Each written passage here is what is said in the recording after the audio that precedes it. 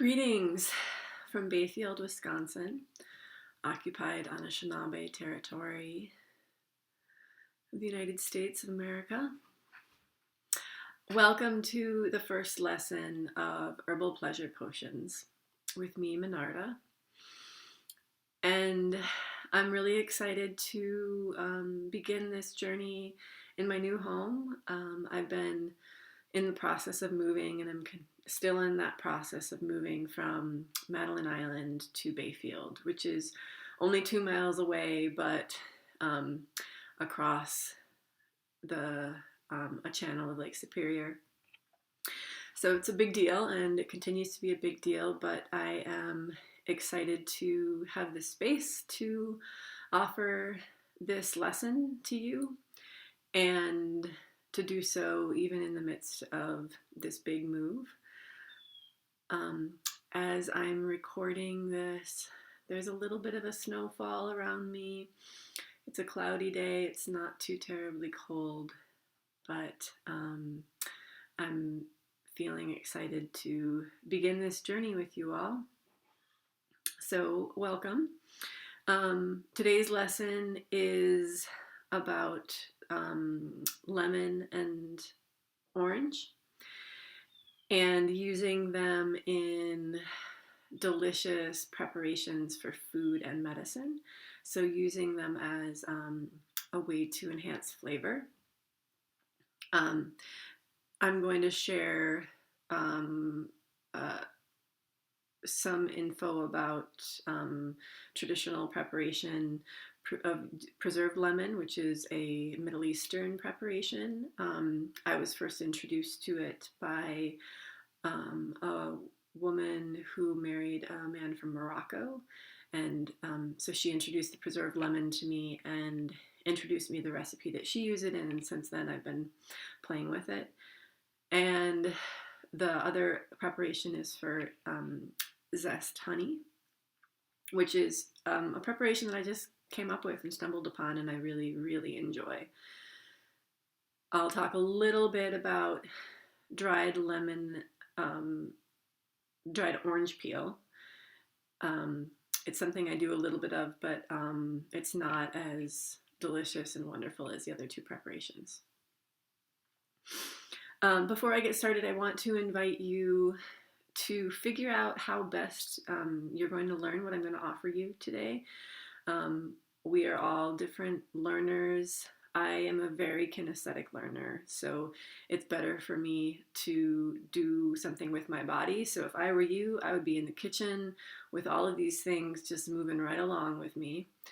But I know some people do really well with taking notes. I am going to include a little bit of info about these preparations that's written so that you can refer back to it more easily. But I want you to figure out how you learn best, and to really indulge on this journey with that in mind. So what we are going to do today requires that we have honey. This is a totally 100% raw honey from a beekeeper near me. Salt. This salt is just really a really coarse salt that I'm going to grind in this mortar and pestle. A grater. Or a zester rather. I like this microplane zester. I've had it for a decade. It continues to work really well. Lemons. I don't have an orange here today, but I'll show you what to do with the orange, but I'll do it with a lemon. Empty jars. I like flat, shorter jars for one of the preparations that I'm going to do, and then any other kind of jar is fine for the other preparation. This is a kraut jar from my friend Faith at Physiology Foods. She is also a medicine maker and food preservationist. Let's see, and a knife. Size doesn't matter. We're not doing anything fancy with the knife.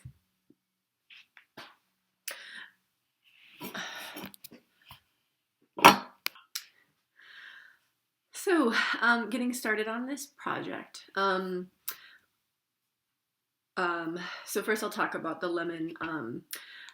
These lemons are a little bit, they're starting to go, which is fine for preserving lemon. It'd also be fine for zesting. I'm pretty liberal with how I use rotting food or turning food. Even if lemons are molding on the outside, I'll just peel off the moldy part and I'll use the inside because unless there's mold in the inside is still good. So the lemon, so first I'm going to do the preserved lemon, the Moroccan Middle Eastern condiment. And it's a pretty easy process. I'm just cutting the lemons into wedges. So I'm cutting them in half, and then I'm going to cut them in quarter, and then I'll cut that quarter into thirds. So there'll be 12 slices for each lemon, and there are going to be seeds in there, and it's not to worry. If you have a smaller lemon and 12 wedges seems like too many, or you don't really want to do that many, that's fine. You don't have to do 12 wedges. I think 8 would be fine. So I'm going to put them in this jar, and then I'm going to put the salt in. So I'm basically going to do it layer by layer, where I'm going to put a layer of lemons in the jar, and then I'm going to put salt in. So for this coarse salt would probably be fine to just put in as it is. And I'm just going to grind it up a little bit. I don't particularly have a preference for coarse salt. I don't even know why I bought this. I usually don't buy coarse salt and grind my own. What I usually buy is the Redmond real salt, which is from Utah, which has a lot of trace minerals in it. It's the red salt, because it's from this continent, so it's not transported as far as like a Himalayan salt or a Celtic sea salt or something like that. On the other hand, like I'm not anti buying salt from other places in the world. I think that when I think about the story of herbs and medicine, I think that salt is actually really amazing, and it has a lot of healing qualities, not even just in our bodies, but in our homes. And when I think about like the stories of how salt has been traded for thousands of years, literally, because people need salt, and there's some places in the world where there aren't salt. So as far as trade goes, salt is something that we absolutely have to trade, and we can't get from a local source. And so if I buy salt that's from another place, I like to think about what the story is with that salt, and what the story of the people who live there are, right? Like if it comes from the Himalayas, it's going to be carried on a yak from up in the mountains, right? Traded by people who live in... Sorry, I keep turning it off. Anyway, so I don't even... so this is just a coarse sea salt,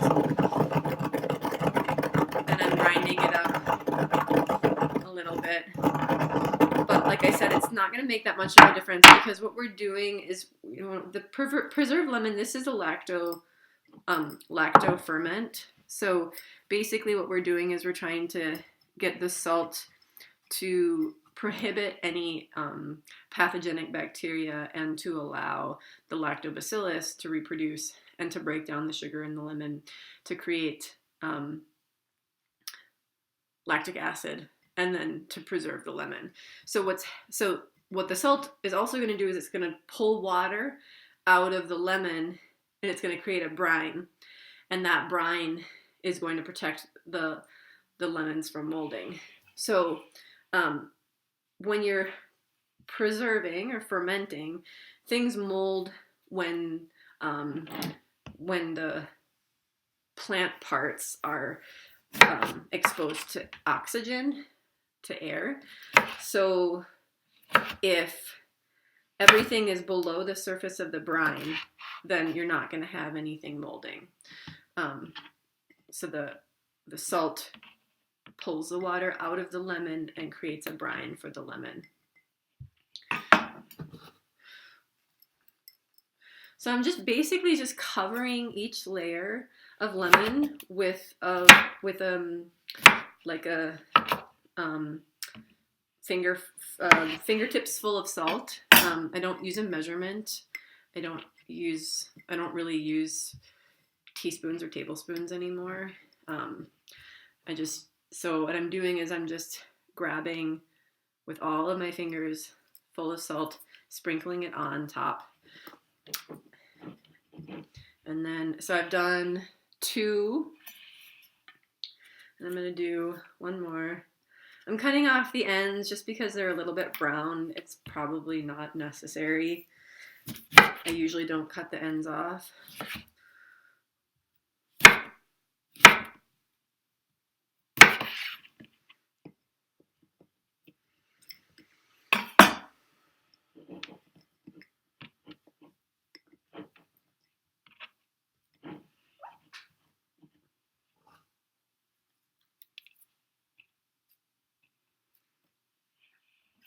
And this is the last one that I'm going to do. So as I said, the first time that I had this was in a Moroccan stew, a Moroccan chicken stew that my a good friend created or gave me a recipe for that was from her mother-in-law. I have tried making that stew, but of course I don't know how to make it like her Moroccan mother-in-law, and I'm not even as good as making it as she is. So I've just been kind of playing with my own recipes. All right, so right now I'm squishing it down. Again, to release the liquid. Ideally, we want everything to be below the surface of the liquid of the brine. So pushing it down. Now, if we're fermenting vegetables, sometimes I'll put like a stone or or a plate on top of what you're fermenting. I never do that for these. I haven't usually had a problem with them molding. I'm gonna wash off my hands. I'll be back.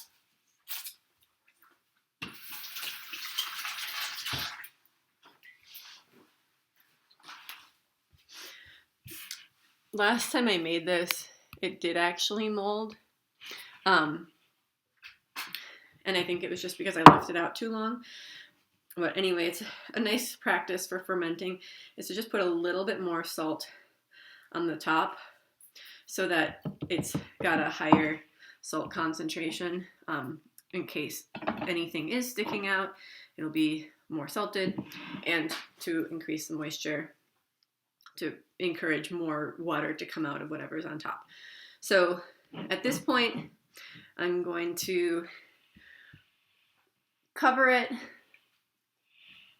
and then I'm going to leave it out for a couple weeks. I'll check back, look at it, smell it, touch it, taste it, stick my finger in, lick my finger, and in a couple weeks I'll put it in the fridge, and then they'll be preserved really well in the fridge for a long time. Like I'm just finishing up a jar that I probably did more than a year ago, maybe even 2 years ago.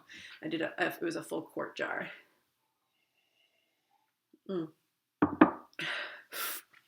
I want to tell you a little bit more about how to use it. So throwing it into a stew kind of early on, so that it really imparts the flavor into the broth. I've done right now I'm kind of playing around with the clay pot, using a clay pot to make stews, which goes into the oven.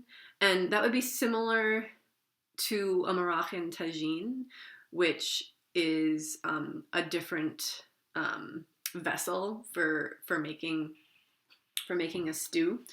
But it's a nice way to do it in the oven. As you can see, I have this mass heater behind me. I haven't started using it, but in the top of the mass heater is an oven, which I'll be using to make all sorts of things, including stews with my clay pot. So 3-4 lemon wedges for a big, gallon of stew is plenty. It goes well with cumin, coriander, paprika, ginger, garlic. Goes well with chicken, goes well with chickpeas and vegetables. Recently I made like a chicken orzo lemon soup, which was inspired by something I had maybe 2 decades ago, some kind of like a Greek orzo chicken soup, lemon chicken soup, which was amazing. I have no idea if they use preserved lemons in the Greek orzo soup, lemon soup, but this turned out just awesome.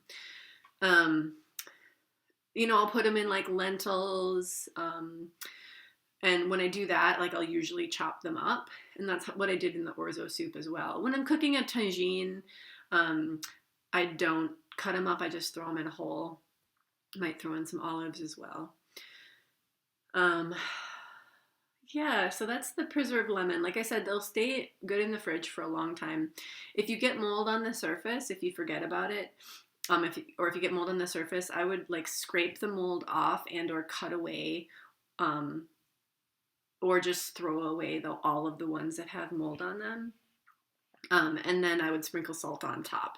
And if they're not done fermenting, then I would let them ferment longer. Or you could just put them in the fridge. If they've been fermenting long enough to grow mold, they've got a nice flavor already. So you could just sprinkle salt on top and throw them in the fridge. You want to use organic lemons because the non-organic lemons are sprayed. And so the skin will have nasty stuff on them. Yeah, that's it. I don't have a preference about what kinds of lemons, like Meyer versus, I don't even know all the other names other than Meyer. I just use whatever I've got, and they've been great. Moving on. Oh, a little bit. So I guess one more thing. The flavors of this, I'm not like super certain on like how this would be classified in Chinese medicine, but just to give you an idea of what's happening in the body, these are going to be sour, they're going to be salty, they're a little bit bitter, and they're a little bit pungent. In Chinese medicine, there's 5 flavors. The other flavor is sweet. And these ones, I'm not sure if they have any sweet qualities to them, because when they're fruit, they certainly do have sweet. But when they're preserved, I'm not sure if they do or don't. So there's a lot of good medicine in here, as well as they're just so delicious. I can't wait for you to try them. Okay, so moving on to the preserved zest. So this is the time of year that I do these preparations, and that's why I'm offering this this lesson now, because citrus are in abundance right now. There's a lot of really diverse kinds that we can't get other times of the year. So especially in like the orange realm and world. So this is a honey zest that I made with like a couple weeks ago with clementines. So the zest of clementines. It's so yummy. It tastes like the orange, like the gummy orange slices that we had as a kid. Like the ones, yeah, they're just like so bright and delicious. I don't know what they taste like now because they probably don't taste like orange and they're probably not made with orange anymore. But that's what this tastes like, is that really bright flavor that just tastes like the sun. Oh, it's so delicious. So all this is zest and honey, and it's super easy to make. And I was telling you, I like these low jars for making this preparation. I'll use like the half pint canning jars that are short. I don't know whether that matters. It's just like I have this preference. I don't really understand why. But for this one, I'm going to use this jar because it's fine. So this one is the orange zest, and it's made the same way as the lemon zest. I've never done grapefruit zest. I've never done lime zest, but you probably could. You could probably even do like the Buddha hand zest. You could do kumquat zest. Actually, kumquats cut up and preserved in honey would be yummy. Okay, so I'm just going to take the lemon in this case and just grate as much of the zest into the jar as I can.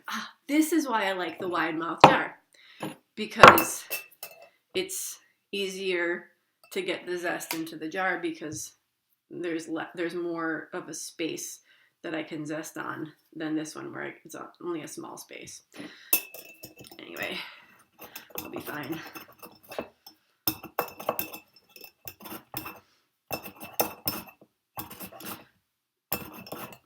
But, I'm not actually sure like how important it is that your lemons are fresh. This one is not fresh. I imagine that it's fine. I also don't know if it's waxed. I think unwaxed is better.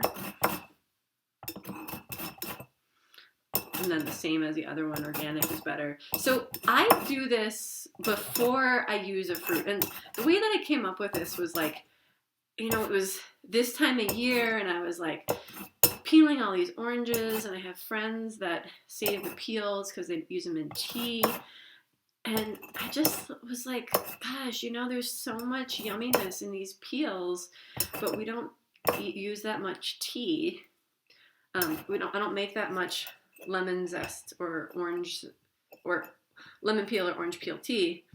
And then I have this recipe for lemon meringue pie that's in the Sally Fallon Nourishing Traditions cookbook that I make all the time, that my kids just absolutely love. And lemon zest is in that cookbook, or lemon zest is in that recipe. So I'm like, oh yeah, there's a lot of lemon in the zest. I know this because I make this recipe, several times a year for my kids' birthdays. I also use lemon balm, lemon verbena, and stuff like that in that recipe. I should actually share that recipe with you sometime.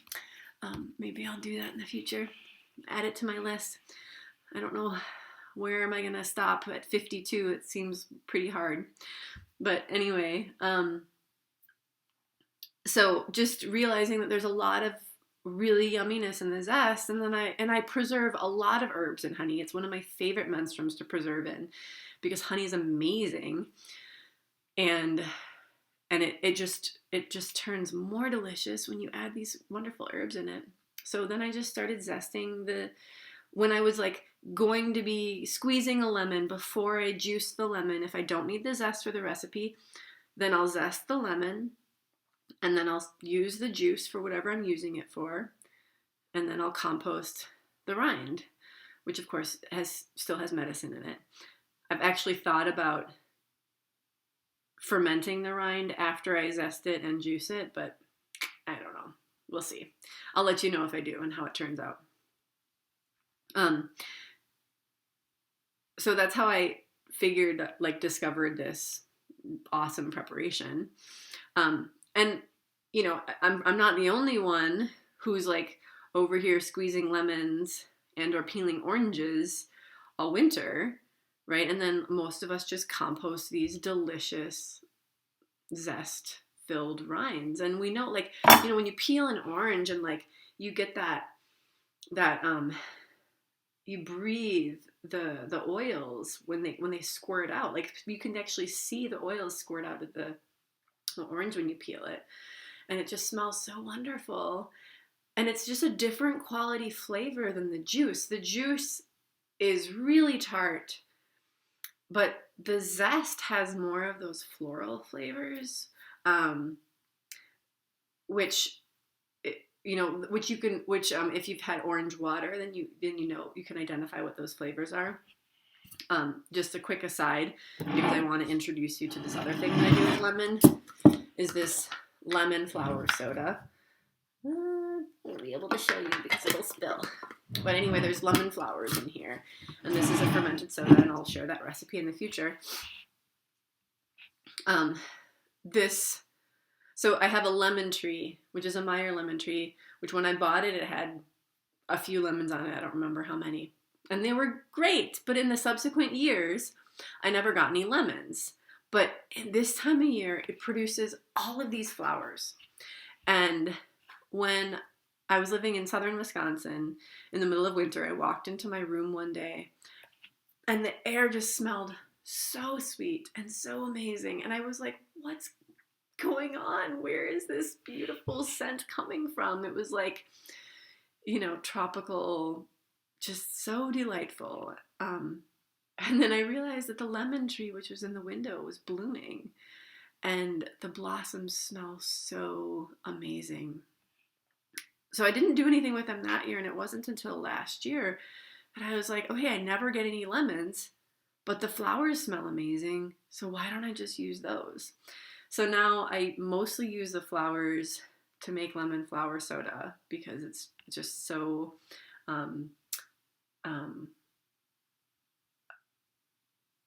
aromatic and wonderful. I'm still trying to figure out how to get lemons from my lemon tree, but lemons are abundant this time of year.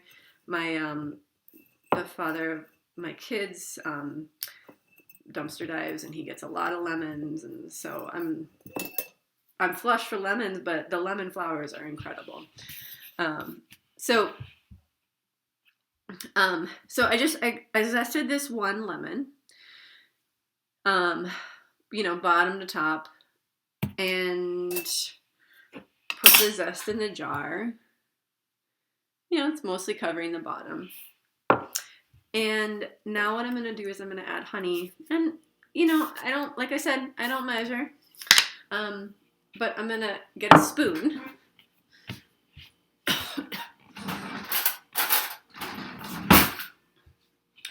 And I'm going to put in about a tablespoon of honey. It's not that big of a deal. This is not this zest will not mold. It'll dry out before it molds.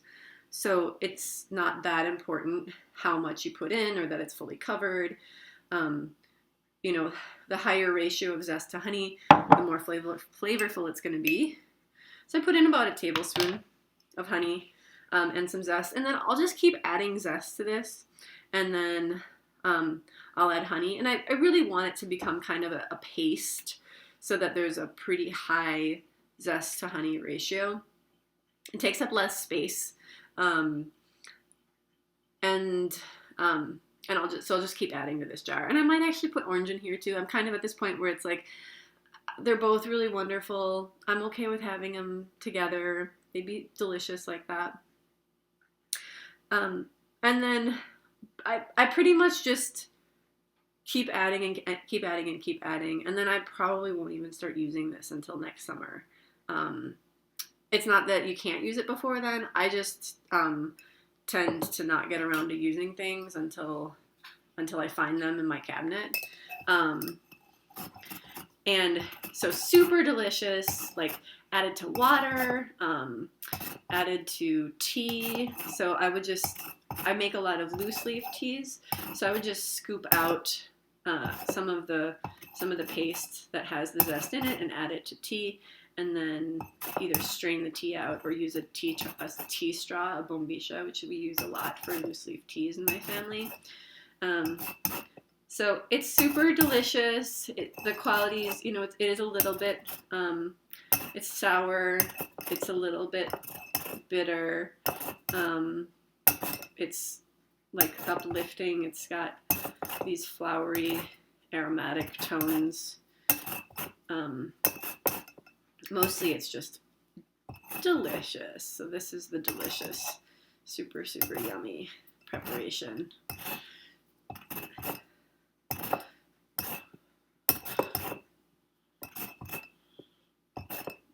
Maybe this year I'll make some gummies out of it, since apparently that's what it reminds me of.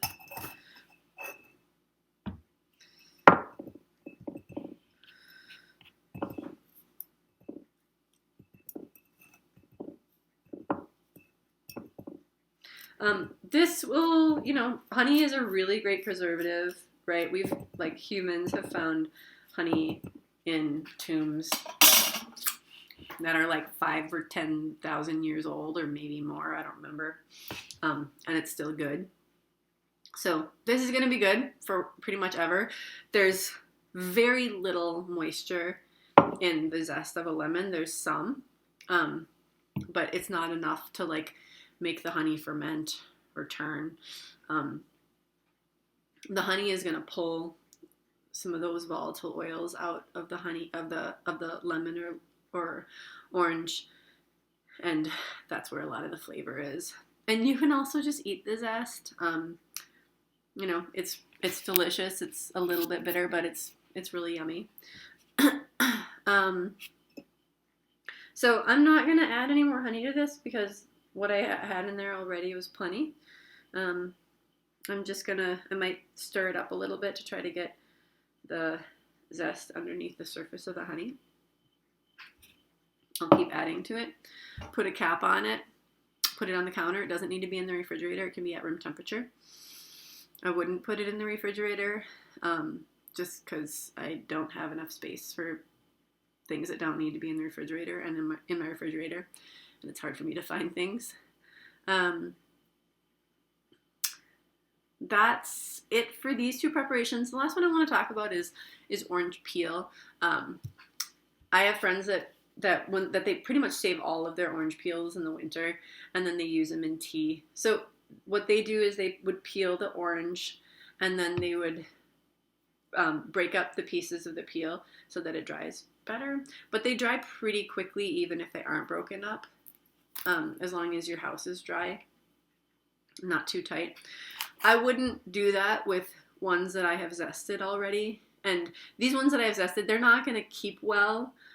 So I really only zest things if I'm going to use what's inside of them soon. So I'm going to have to figure out something to do with these today, which is fine. I'll probably give them to my kids who've just getting over that cold.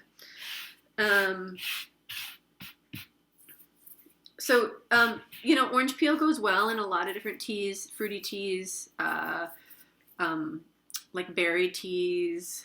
It goes well with really a lot of things. It's pretty versatile. It is a little bit bitter, so making sure that if you have it as a tea that you're either okay with bitter or adding some honey to kind of offset that bitterness. That pungent flavor is the pungent flavor is one of those 5 Chinese medicine flavors, and I haven't studied the pungent flavor much, so I'm not really sure what it's doing in the body, but I know that it is an important flavor, and the reason why I don't know that much about it is because we don't really have or use that pungent flavor much in the American diet and in American cooking. So it's one of those really important lost flavors. So doing these preparations is in some ways reclaiming some of our ancient medicine, that pungent medicine. So I think that's all that I wanted to share with you today. If you have questions, you can reach out and ask. And if I get enough questions, I will update this video. Thank you. If you are really excited about this project and want to offer me a gift to honor my time and energy and resources, you can reach out and you could send me a PayPal. You could offer me a gift. I definitely really appreciate all gifts, and especially gifts that also come from a person with their skills. I have a list I have a wish list of things that I'm kind of right now trying to acquire.